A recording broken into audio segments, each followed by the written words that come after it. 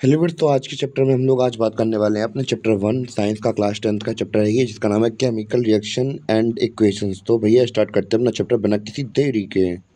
तो भैया सबसे पहला कॉन्सेप्ट आता है हमारा केमिकल रिएक्शन। तो केमिकल रिएक्शन क्या होती है? तो सबसे पहले हम लोग ये समझते हैं केमिकल रिएक्शन ये होती है कि भैया इसमें ऐसा होता है कि एक या एक से ज़्यादा सब्सटेंसेस को मिलाकर एक तीसरा नया सब्सटेंस बनाया जाता है। और जो भैया नया सब्सटेंस बनेगा, जो तीसरा हमारा नया सब्सटेंस बना है, तो भैया इसकी जो प्रॉपर्टीज़ होंगी वो जो पिछले दो सब्सटेंस हैं इनसे बिल्कुल अलग होगी।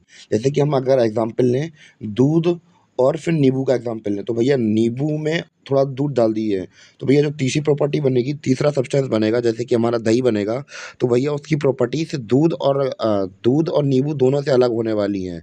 तो भैया इस प्रकार हम लोग समझ सकते हैं कि वो क्या होती है, केमिकल रिएक्शन होती है। और दूसरी बात, and it can't be reversed by physical method. तो भैया अगर एक बार दूध का जब दही बन जाता है, तो भैया दही से आप दोबारा से दूध नहीं बना सकते हैं। यानी कि कहने का मतलब ये है कि भैया उसकी जो फिजिकल प्रॉपर्टी है वो वापस आप लोग नहीं ला सकते हैं। वो उसकी मतलब फिजिकल मेथड से उसकी जो प्रॉपर्टी थी, या फिर हम लोग बात करें रिवर्स नहीं कर सकते हैं। वही एग्जाम्पल लें अगर हम लोग किसका, कैंडल को आपने जला दिया, वो मोम बन गई। फिर जो मोम बनी है वापस उसे सांचे में डाल दीजिए, दोबारा से वो मोम बन जाएगी। पर एक बार जब दही बन गया, दूध का दही बन गया, तो दोबारा से क्या आप उसे दूध बना पाएंगे? नहीं बना पाएंगे। तो भैया इस प्रकार हम लोगों ने केमिकल रिएक्शन समझ ली। और जैसे कि मैंने आपको बताया कि हम लोग इन्हें फिजिकल मेथड के थ्रू दोबारा से रिवर्स नहीं कर सकते हैं।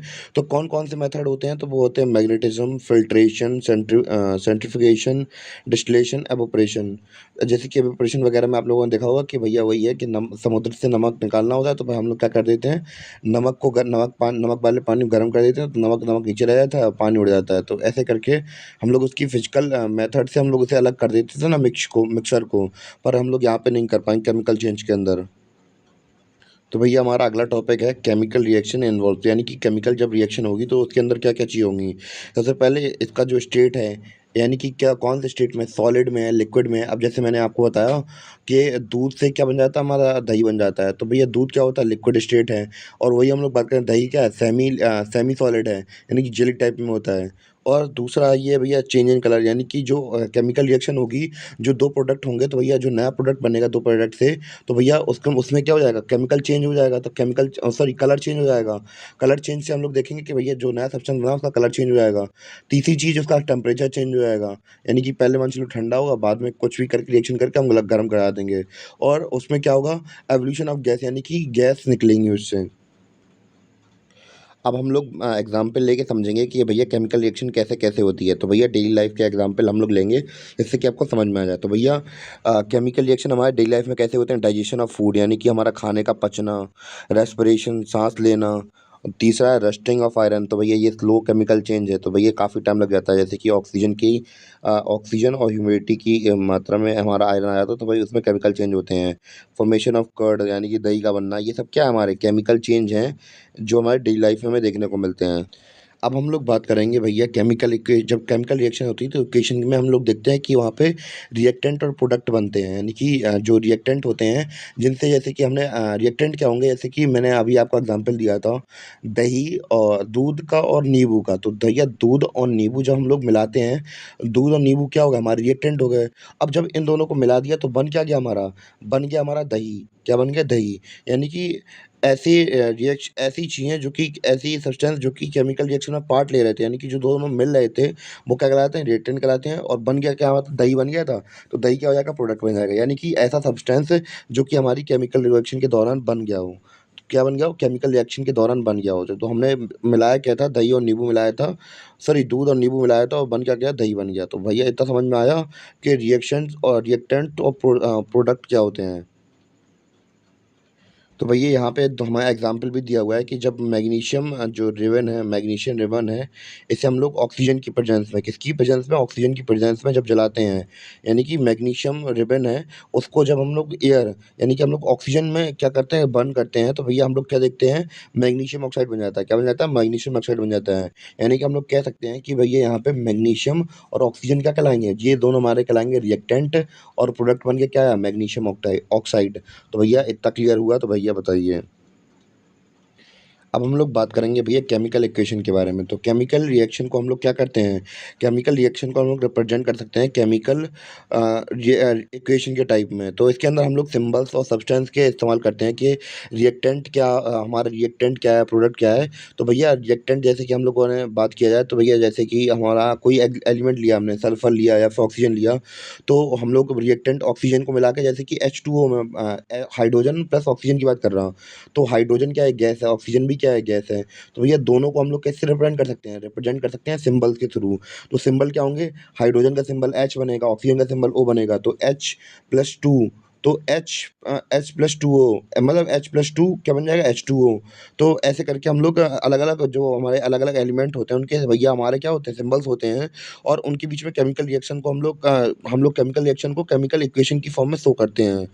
और हम लोग किसका इस्तेमाल करते हैं, ऐसे यहाँ पे किनारे आपको दिख रहे होंगे, एस से सॉलिड, यानी कि हमें बताना भी पड़ता है, कभी कभी हमें एक्स्ट्रा इन्फॉर्मेशन देनी होती है। एस से सॉलिड, एल से लिक्विड, जी से गैस, ए क्यू से एक्वस।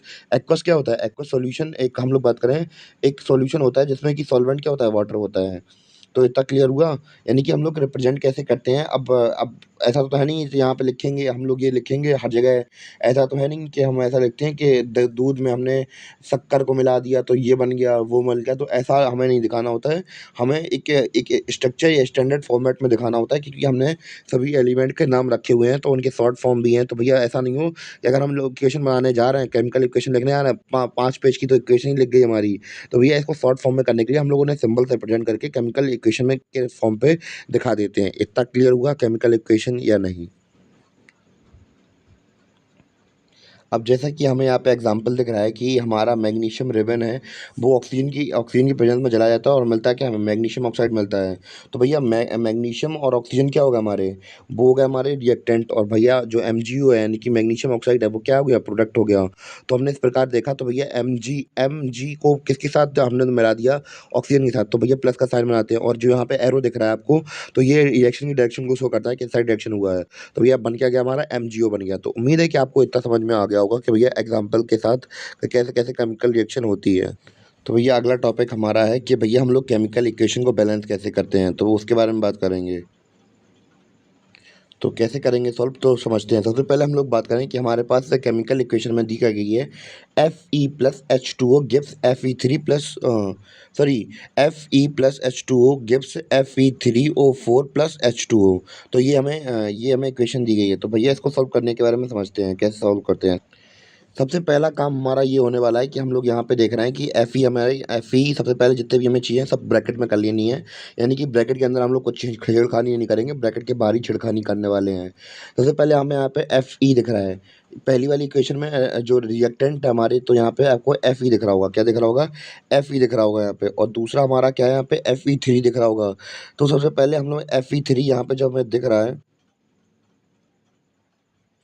तो यहाँ पे हमें Fe और यहाँ पे हमें Fe3 दिख रहा है। तो अब हम लोग क्या देख रहे हैं, यहाँ पे Fe3 है, यहाँ पे 3 है, और यहाँ पे कितने हैं, केवल एक ही है। तो सबसे पहले हम लोग क्या करेंगे, जो 3 है प्रोडक्ट में, और प्रोडक्ट में हमारे पास 3 है तो रिएक्टेंट में एक ही है, तो हम लोग क्या कर देंगे, यहाँ पे 3 का मल्टीप्लाई कर देंगे, किसमें, Fe के अंदर। Fe के अंदर 3 का मल्टीप्लाई कर देंगे। फिर उसके बाद हम लोग देखेंगे कि हमारे पास रिएक्टेंट के अंदर हाइड्रोजन बैलेंस है हमारे पास, और ऑक्सीजन पर रिएक्टेंट में एक ही है हमारे यहाँ पे, ऑक्सीजन एक है यहाँ पे। और हम लोग बात करें प्रोडक्ट में हमारे पास 4 हैं। तो भैया अब हमें बैलेंस करना पड़ेगा। तो भैया हमें क्या करना पड़ेगा, बैलेंस करना के लिए यहाँ पे मल्टीप्लाई करना पड़ेगा ऑक्सीजन में, किसका, 4 का। तो देखिए हमने यहाँ पे मल्टीप्लाई कर दिया 4 का। अब यहाँ पे ऑक्सीजन हमारे पास कितने थे, 4 थे, और यहाँ पे हमारे पास कितने थे, एक था। तो भैया हमने यहाँ पे 4 का मल्टीप्लाई कर दिया, ब्रैकेट के बाद 4 से मल्टीप्लाई कर दिया। अब जब यहाँ पे 4 से किया तो यहाँ पे देख रहे होंगे हाइड्रोजन के भैया 2 थे, कितने थे, हाइड्रोजन के 2 थे। अब मल्टीप्लाई तो पूरे ब्रैकेट में हुआ ना, तो भैया मल्टीप्लाई पूरे ब्रैकेट में हुआ तो 4 हो गया यहाँ पे। और 4 का मल्टीप्लाई जब ऑक्सीजन के लिए हमने मान लो 4 बना लिया यहाँ पे, पर हाइड्रोजन के साथ भी तो मल्टीप्लाई हो जाएगा भैया जी, इसके साथ हाइड्रोजन के साथ मल्टीप्लाई हो जाएगा। तो हम लोग क्या करेंगे, हाइड्रोजन को 8 कर दिया। तो भैया हम लोग प्रोडक्ट में भी क्या करेंगे, प्रोडक्ट के अंदर तो हमारे पास 2 थे, तो भैया तो फिर हमें यहाँ पे भी मल्टीप्लाई करना पड़ेगा, तो 4 2 जा 8 यहाँ पे भी कर देंगे। तो इस प्रकार हमने केमिकल को बैलेंस कर दिया कि भैया जो हमारे पास रिएक्टेंट में प्रोडक्ट थे और वही हमारे पास क्या होगा, रिजल्टेंट में प्रोडक्ट बन गए। इतना क्लियर हुआ या नहीं हुआ। और दूसरा हम लोग बात करें इनको और इनकी सॉलिड, इनके जो फिजिकल फीचर होते हैं उनके हिसाब से रखते हैं कि सॉलिड है, लिक्विड है या गैस है। तो भैया Fe हमारे पास सॉलिड है, और H2O हमारे पास लिक्विड है, Fe3O4 सॉलिड है और H2O क्या है, गैस है। तो इतना क्लियर हुआ? तो बताइए आप लोगों को, उम्मीद है कि आपको समझ में आ गया हो। फिर इसके बाद हम लोग बात करेंगे अपने अगले टॉपिक के बारे में, इसका नाम है why do we need to balance a chemical reaction. तो हम लोग केमिकल रिएक्शन बैलेंस क्यों करते हैं? तो भैया हम लोग जो law of conservation of mass होता है इसको सेटिस्फाई करने के लिए हम लोग केमिकल इक्वेशन को बैलेंस करते हैं। तो क्योंकि जो law of conservation of mass क्या है, matter can neither be created nor be destroyed in a chemical reaction. तो भैया मैटर के अंदर, केमिकल रिएक्शन के अंदर का हम लोग बात करें, ना ही मैटर कभी बनता है ना ही कभी मिटता है केमिकल रिएक्शन में। तो जब बनता मिटता नहीं है तो भैया ऊपर नीचे कैसे हो सकती है वैल्यू? तो इसलिए इनको सेटिस्फाई करने के लिए, law of conservation of mass को सेटिस्फाई करने के लिए हम लोग केमिकल रिएक्शन को बैलेंस करते हैं। So the number of element involve in, यहाँ पे लिखा हुआ भी है, so the number of element involve in chemical reaction should remain the same at reactant and product. तो भैया वही है कि रिएक्टेंट और प्रोडक्ट में हमारे जो नंबर्स हैं एटम्स के, तो भैया वो सेम होने चाहिए, क्योंकि भैया केमिकल बंद होना रहे उसके अंदर। तो सबसे पहले हम लोग बात करेंगे, तो फिर हम लोग बात करेंगे अपने अगले टॉपिक के बारे में, जिसका नाम है टाइप्स ऑफ केमिकल रिएक्शंस।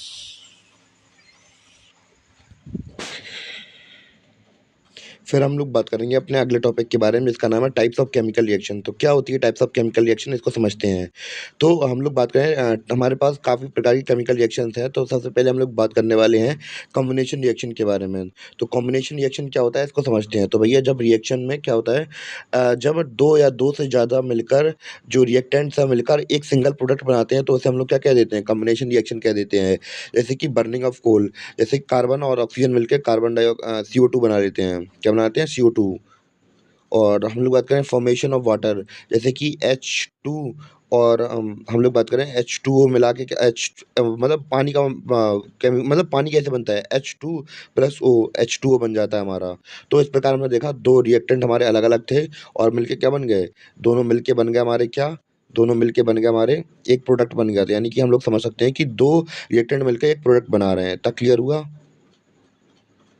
तो भैया हमारा अब अगला टॉपिक है वो हमारा डिकम्पोजिशन रिएक्शन। तो भैया क्या होता है डिकम्पोजिशन रिएक्शन, इसको समझते हैं। तो इस रिएक्शन के अंदर हम लोग देखते हैं कि हम लोग किसी एक कंपाउंड को क्या करते हैं, स्प्लिट करते हैं दो या दो से ज़्यादा प्रोडक्ट में। या फिर हम लोग बात करें, सॉरी मैंने गलत बोल दिया, in this reaction a compound split into 2 और more substance is called decomposition reaction. यानी कि हम लोग अब एक एलिमेंट लेंगे, जैसे कि यहाँ पे एग्जांपल लिखा हुआ भी है, ए को हम लोगों ने स्प्लिट कर दिया और बी और सी में चेंज कर दिया है इसमें। तो भैया एक सब्सटेंस को तोड़कर हम लोग दो या दो से ज़्यादा चीज़ों में डिवाइड कर देते हैं। और इसके एग्जांपल कौन कौन से हैं, थर्मल डिकम्पोजिशन, इलेक्ट्रोलिटिक डिकम्पोजिशन, तीसरा है फोटोलिटिक डिकम्पोजिशन। इसको हम लोग अगले स्लाइड में अच्छी तरीके से एग्जांपल की मदद से समझते हैं सबको। तो हम लोग बात कर रहे हैं सबसे पहले थर्मल डिकम्पोजिशन के बारे में। तो थर्मल डिकम्पोजिशन क्या होता है, थर्मल मतलब आपको पता होगा गर्मी, यानी कि हीट की मदद से हम लोग क्या कर रहे हैं, डिकम्पोजिशन कर रहे हैं, तो किसी भी सब्सटेंस का या फिर कंपाउंड का। इतना क्लियर हुआ? तो भैया कैल्शियम कार्बोनाइड को हम लोग क्या करेंगे, हीट करेंगे और वो किस में चेंज हो जाएगा। तो मैं फिर से बता देता हूँ, तो हमारा तो भैया सबसे पहले हम लोग बात दोबारा मैं बता देता हूँ, जो थर्मल डिकम्पोजिशन होता है इसमें हम लोग क्या करते हैं, तो इसमें डिकम्पोजिशन होती है वो होती है हीटिंग के द्वारा। यानी कि हीट की मदद से हम लोग इसे एक कंपाउंड को दो अलग अलग कंपाउंड में डिवाइड कर देते हैं। तो इतना समझ में आया? तो ये कैल्शियम कार्बोनेट को हम लोग क्या किसमें अलग कर देंगे, इसमें कैल्शियम कार्बोनेट को हीट करेंगे तो ये कैल्शियम ऑक्साइड और CO2 निकल आएगा हमारा। इस प्रकार हमने देखा तो हमारे कैसे एक कंपाउंड से हम लोगों ने दो सब्सटेंस में चेंज कर लिया। दूसरा इलेक्ट्रोलाइटिक डिकम्पोजिशन। तो जब डिकम्पोजिशन होती है किसके थ्रू, जब हम लोग किसी सब्सटेंस के अंदर हम लोग इलेक्ट्रिसिटी पास करते हैं, तो भैया ऐसी रिएक्शन क्या कहलाती है, डिकम्पोजिशन रिएक्शन कहलाती है। तो क्लियर हुआ है ये डिकम्पोजिशन रिएक्शन क्या होती है। जैसे कि एग्जांपल लिखा है H2, यानी कि पानी के अंदर अगर आप लोग बिजली ले आई है, जैसे कि आप लोगों ने देखा होगा कि नॉर्मली क्या है, दो बिजली के तार लगा दो पानी में, इलेक्ट्रिक करंट फ्लो कर देंगे तो इसमें हाइड्रोजन और ऑक्सीजन क्या हो जाएंगे, अलग हो जाएंगी। तो भैया थर्मल डिकम्पोजिशन और इलेक्ट्रोलाइटिक डिकम्पोजिशन समझ में आया हो तो बताइए आप लोग। तो भैया मैं फिर से बता दे रहा, थर्मल डिकम्पोजिशन हमारी वो होती है जो कि हीट के थ्रू की जाती है। यानी कि एक कंपाउंड को हम लोग अलग अलग कंपाउंड में, दो या दो से ज़्यादा कंपाउंड में डिवाइड करते हैं, किसकी वजह से, हीट की वजह से। तो वो थर्मल डिकम्पोजिशन होता है। इलेक्ट्रोलाइटिक डिकम्पोजिशन वैसा होता है कि इसमें हम लोग क्या करते हैं, जब डिकम्पोजिशन होती है किसके थ्रू, पासिंग थ्रू इलेक्ट्रिसिटी, यानी कि हम लोग इलेक्ट्रिसिटी को पास करते हैं उससे, तो हमारी क्या हो जाती है, इलेक्ट्रोलाइटिक डिकम्पोजिशन हो जाती है। इतना क्लियर हुआ? दोनों बता दिए दो दो बार। अगला टॉपिक हमारा फोटोलिसिस डिकम्पोजिशन। तो इसके अंदर हम लोग क्या करते हैं कि डिकम्पोजिशन होती है किसके through, by the presence of sunlight, यानी कि सनलाइट के प्रेजेंस में हम लोग क्या करते हैं, ब्रेक डाउन करेंगे। तो भैया यहाँ पे एग्जांपल दिया गया है सिल्वर क्लोराइड का। तो भैया ऐसे हम लोग सनलाइट में जब बहुत देर तक रखे रहेंगे तो ये किस में चेंज होगा, सिल्वर प्लस क्लोरीन में चेंज हो जाएगा। इतना क्लियर हुआ आप लोगों को या नहीं। और भैया इसका इस्तेमाल किया जाता है जो ऊपर रिएक्शन है, तो भैया ब्लैक एंड वाइट फोटोग्राफी आप लोगों ने सुनी होगी, आपके पापा जी या दादाजी के ज़माने में चलती थी। तो भैया उसमें ब्लैक एंड वाइट फोटोग्राफी में इसका इस्तेमाल किया जाता है। तो इतना क्लियर हो गया आप लोगों को या नहीं। और इसके बाद हमारा अगला टॉपिक है भैया डिस्प्लेसमेंट रिएक्शन। डिस्प्लेसमेट रिएक्शन ऐसी रिएक्शन होती है इसमें कि हम लोग बात करें, ज़्यादा रिएक्टिव एलिमेंट कम रिएक्टिव एलिमेंट को हटा देता है सॉल्यूशन से। जैसे कि एग्जांपल दिख रहा है हमें Fe+CuSO4। तो भैया ये हमारा केमिकल रिएक्शन दी गई थी। भैया जब Fe को किसके साथ, CuSO4 के साथ क्या किया गया, केमिकल रिएक्शन कराई गई, तो Fe ने सॉल्यूशन किसके साथ बॉन्डिंग कर ली, SO4 के साथ बॉन्डिंग कर ली और Cu को बाहर भेज दिया। तो भैया जो अब Fe क्या है, ज़्यादा रिएक्टिव है Cu के कंपेरिजन में। तो भैया जो ज़्यादा रिएक्टिव था उसने कम रिएक्टिव को हटा दिया। तो इतना क्लियर हुआ या नहीं हुआ। डिस्प्लेसमेंट में क्या होता है कि जो ज़्यादा ताकतवर होगा, ये भैया जियोपॉलिटिक्स का सिद्धांत है कि भैया बड़ी मछली छोटी मछली को खा जाती है। तो बस वही है, जो ताकतवर होता है वो छोटे को हटा देता है। तो भैया वैसे हटा दिया। जैसे कि आपके घर में आपके छोटे, आप मतलब कोई बड़ा भाई होता है तो वो छोटे भाई को धक्का मार के निकाल देता है कि निकल जाओ बेटा यहाँ से। तो ये वाला सीन देखने को मिलता है हमें।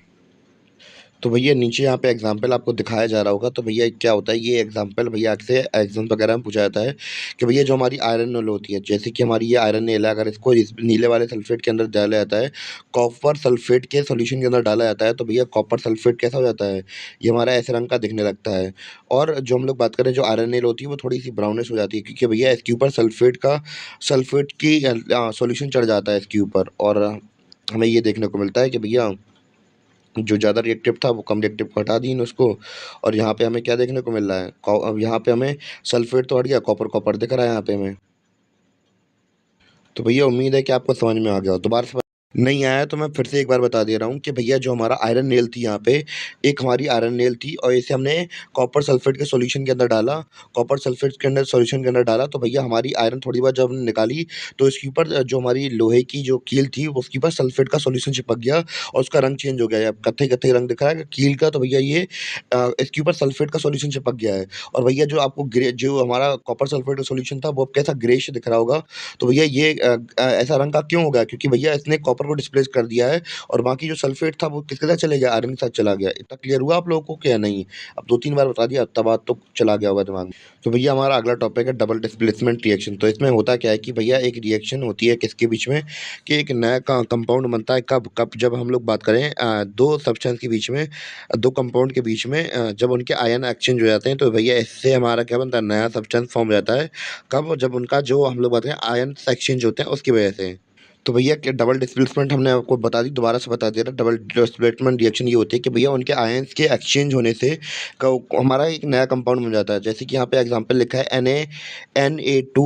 Na2SO4 plus BaCl2 gives BaSO4 plus 2 NaCl, यानी कि सोडियम सल्फेट प्लस हमने सोडियम सल्फेट और बेरियम क्लोराइड को मिलाया तो हमें क्या मिल गया, बेरियम सल्फेट और सोडियम क्लोराइड मिल गया हमें। तो भैया यहाँ पे जो हम लोग देख रहे थे, बेरियम ने किसके साथ कंपोजिशन करा ली, हमारी सोडियम सल्फेट के साथ इन्होंने रिश्ता बना लिया। तो भैया जो सल्फेट था वो बेरियम के साथ जुड़ क्यों गया, हम लोग इसके बारे में बात करते हैं। जो सल्फेट था वो बेरियम के साथ इसलिए जुड़ गया क्योंकि सल्फेट के पास कितनी थी, दो आयन की कमी थी। तो भैया इन्होंने जो इनके पास बेरियम के पास दो एक्स्ट्रा में थे, तो भैया जो इनके पास थे और इनके पास नहीं थे, तो इन्होंने आपस में संगठन कर लिया कि भैया दो हम आपको दे देंगे, दो आप हमसे ले लेना। तो इस प्रकार इनके बीच में क्या हम लोग बात करें, आयन्स का एक्सचेंज हो गया। इस वजह से इन्होंने अपने आप को बॉन्ड बना लिया अपने आप को। तो भैया इतना क्लियर हुआ या नहीं हुआ। और भैया इसमें एक टर्म का इस्तेमाल किया था प्रेसिपिटेट। क्या होता है, तो भैया एक इनसॉल्युबल सॉलिड होता है जो कि निकलता है किससे, जब लिक्विड सॉल्यूशन से निकलता है ये। तो भैया अगली रिएक्शन आती है हमारे पास ऑक्सीडेशन और रिएक्शन रिडक्शन आती है। तो ऑक्सीडेशन क्या होता है कि ऑक्सीजन का जुड़ना किसी सब्सटेंस के अंदर या फिर हाइड्रोजन का निकलना क्या कहलाता है, हमारा ऑक्सीडेशन कहलाता है। और रिडक्शन क्या होता है, हाइड्रोजन का जोड़ना या फिर हम लोग बात करें ऑक्सीजन का निकलना होता है किसी सब्सटेंस से। यहाँ पे इसके एग्जाम्पल लिखे हैं नीचे, तो भैया देख लीजिए आप लोग कि भैया यहाँ पे क्या हो रहा है, ऑक्सीजन का मिलना क्या हो रहा है। तो भैया यहाँ पे पहला रिएक्शन दिया गया, तो भैया यहाँ पे क्या हो रहा है, ऑक्सीडेशन हो रहा है। दूसरा क्या हो रहा है, दूसरा क्या हो रहा है, दूसरा आप लोग देख लीजिए। इतना समझ में आ गया या नहीं आ गया? तो भैया ये रहा हमारा कि भैया पहले वाले में ऑक्सीडेशन हो गया, दूसरे वाले में सी यू के साथ तो जो ऑक्सीजन था वो हट गया, तो यहाँ पे रिडक्शन हमें देखने को मिल गया। तो भैया हम लोग बात करेंगे ऑक्सीडेशन के ये इफेक्ट हम लोग अपनी डेली लाइफ में देखेंगे। यानी कि सबसे पहला होता है कोरोजन, यानी कि जंग लगना।